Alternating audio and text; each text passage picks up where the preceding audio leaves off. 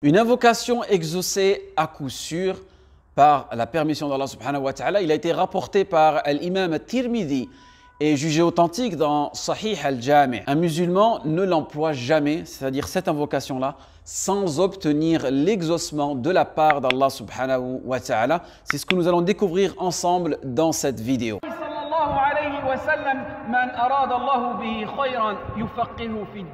Assalamu alaikum wa rahmatullah wa barakatuh. Pourtant, cette invocation, elle est très simple à mémoriser, très simple à prononcer, même pour les non-arabophones. C'est une invocation que Dhunoun alayhi salam, c'est-à-dire Yunus, a lui-même prononcée. Lorsqu'il fut avalé par la baleine, il se retrouva dans une situation très difficile. Une situation dans laquelle on se retrouve en même temps dans les trois ténèbres. Les ténèbres de la nuit, les ténèbres de l'obscurcissement et les ténèbres du ventre de la baleine. Et il a tout simplement commencé par la formule du tawhid, tawhid de l'adoration, al-uluhiyya. Et il a dit, il n'y a pas de divinité en dehors de toi, ô Allah subhanahu wa ta'ala. Certes, je fais partie des injustes. C'était l'invocation de Yunus alayhi salam. Et cette invocation, elle est pleine d'enseignements et elle est à méditer sur trois plans. Premier plan, pas de divinité à part toi, c'est-à-dire l'affirmation que la divinité revient exclusivement à Allah subhanahu wa ta'ala. Deuxième plan, pureté à toi, l'affirmation qu'Allah subhanahu wa ta'ala est au-dessus de toute imperfection, car il dit « j'étais vraiment du nombre des injustes » et la demande du pardon par la reconnaissance du péché. Ibn Qayyim rahimahullah dit par cette dua « La ilaha illa ant subhanak inni kuntu min adh-dhalimin » le serviteur se rapproche de son Seigneur par quatre voies. La première voie, le tawhid. Deuxième voie, le tanzih, le fait d'exempter d'Allah subhanahu wa ta'ala de toute imperfection. La troisième voie, la servitude. Et la quatrième voie, la reconnaissance du péché. Puis, il finit cette invocation, alayhi salam, en reconnaissant ses erreurs, son injustice, car il est important de reconnaître ses erreurs pour ne plus les refaire, et cela aussi est une forme de glorification envers Allah subhanahu wa ta'ala et de s'en débarrasser de ces péchés-là. Et aussi que nous sommes des êtres imparfaits et que la perfection revient à Allah. C'est pour cela que nous l'adorons et l'invoquons. Donc, comment utiliser cette invocation? Pour la prononcer en langue arabe, c'est assez simple, c'est « La ilaha illa ant subhanak inni kuntu min adh-dhalimin » D'accord? Donc, une fois que tu as prononcé cette invocation-là, de préférence en arabe, si c'est possible, mais tu peux aussi la faire en français, d'accord?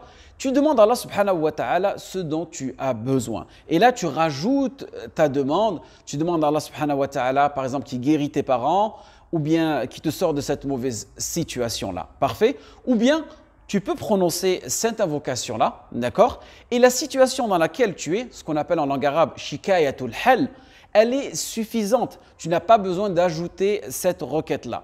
Et c'est la manière dont Yunus alayhi salam a fait. Donc, tu répètes en permanence cette invocation et tu montres à Allah subhanahu wa ta'ala dans ton cœur le besoin que tu as, la situation dans laquelle tu es. Donc, vous voyez, cette invocation, elle est assez simple à utiliser, mais par contre, il y a une condition. Écoutez ce que l'imam al-Qurtubi rahimahullah dit dans son explication de la parole d'Allah subhanahu wa ta'ala dans Jami' al-Ahkam al-Qur'an concernant cette ayah où Allah subhanahu wa ta'ala dit Dhunoun, quand il partit irrité, il pensa que nous n'allions pas l'éprouver. Puis il fit dans les ténèbres l'appel que voici, pas de divinité à part toi, j'ai été vraiment du nombre des injustes. Allah subhanahu wa ta'ala formule dans ce verset une condition selon laquelle il exauce l'invocation de celui qui l'invoque comme il l'invoque.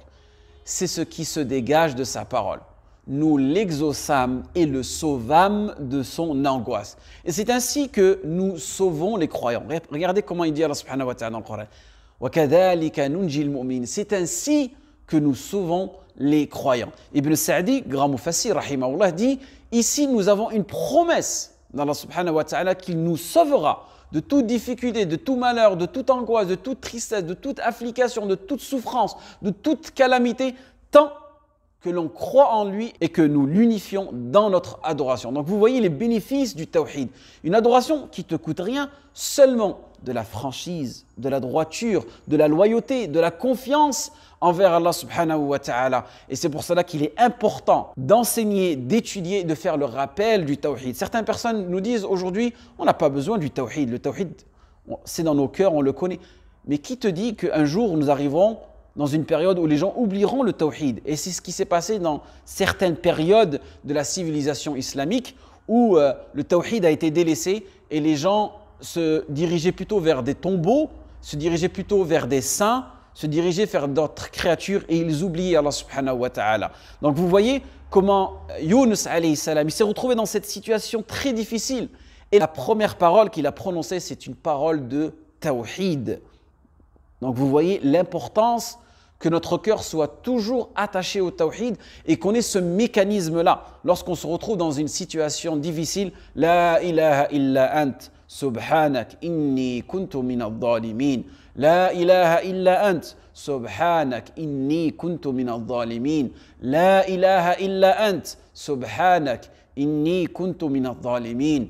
Et la répéter en permanence. Et comme je vous ai dit, Allah subhanahu wa ta'ala sait ce qu'il y a dans vos cœurs. Donc, lorsque tu fais cette invocation-là, n'oublie pas que Allah subhanahu wa ta'ala exaucera ce dont tu as demandé. Wafaq Allahu jami' lima yuhibbu wa yarda. Wassalamu alaykum wa rahmatullah wa barakatuh.